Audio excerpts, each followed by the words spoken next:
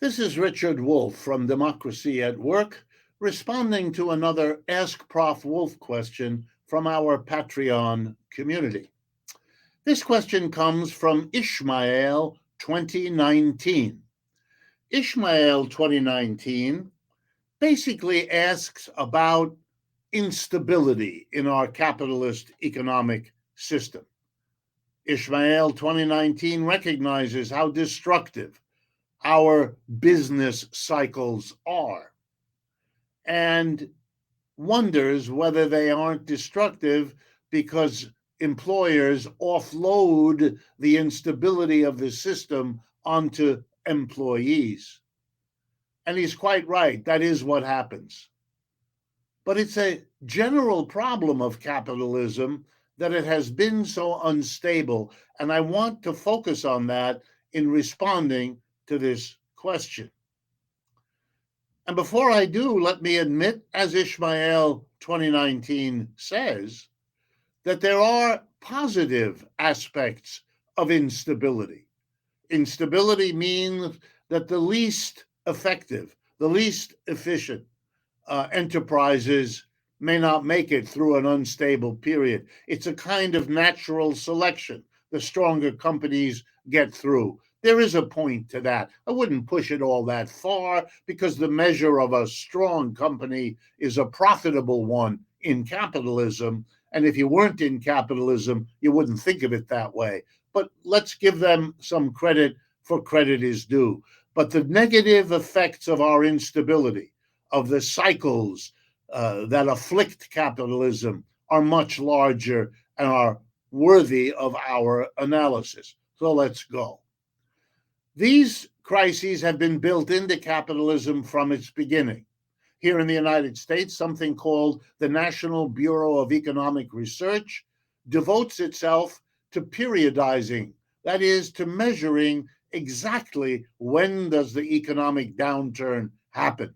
And by downturn, I mean suddenly businesses reducing their output or going out of business through bankruptcy, laying off significant numbers of workers, cutting back what they do. Every 4 to 7 years, we have an economic downturn. And we have had that wherever capitalism settles in any part of the world over the last 3 to 4 centuries.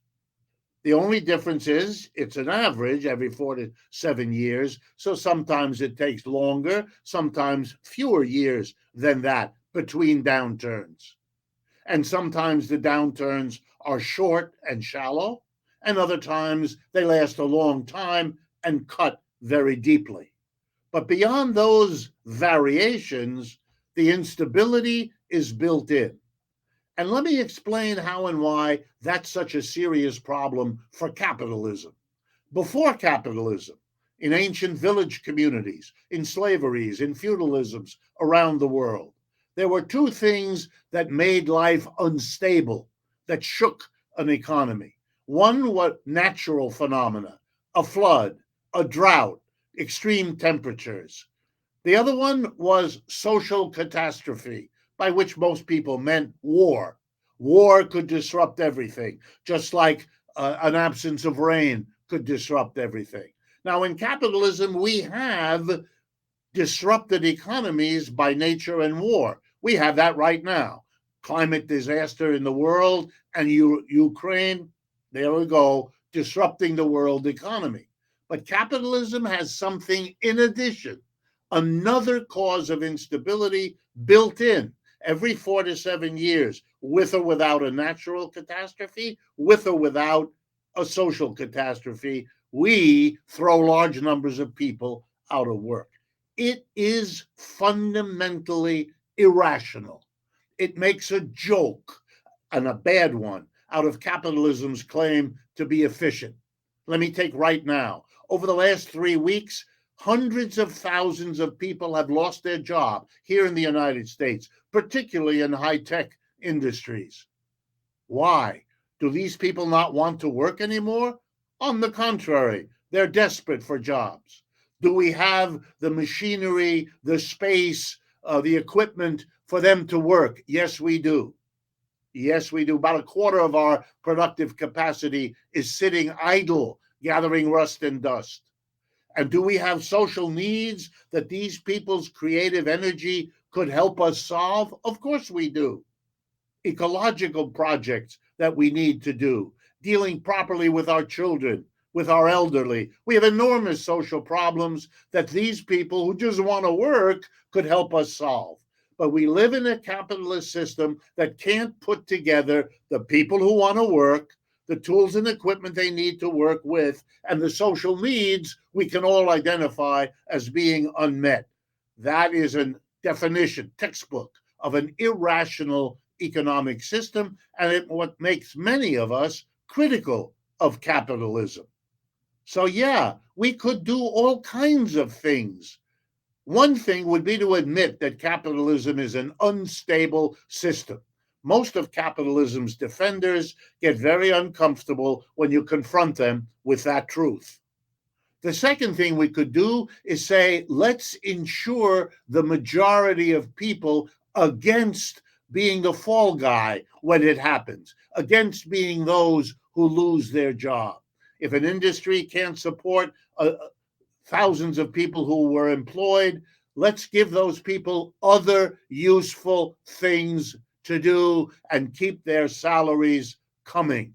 Don't make a tragedy for everyone because you have a system that is as unstable as capitalism. And finally, welcome. Don't repress. Welcome the people who advocate for social change, to go beyond capitalism to a system that would not begin to allow for the inefficient, irrational instability, excuse me, to continue. One of the motives of socialists for 150 years has been to end the instability. We are more capable than the past of dealing with natural phenomena. Not that we're doing such a great job. And we're more than capable enough to hold back the ravages of war. Why aren't we active in holding back the ravages of capitalism, among which the instability, this periodic crashing of the economy, it would be a number one target? I think we could do it. Past societies have overcome worse problems. We ought to be doing it. If discussions like this strike you as valuable, please join with us. Help us to distribute, share these videos. We're coming up close to 300,000 YouTube subscribers. If you haven't yet, go to YouTube. Click the little button to subscribe. Doesn't cost a nickel, and it helps extend our reach. And if you can help us with financial costs, well, know that that will be appreciated as well. Thank you.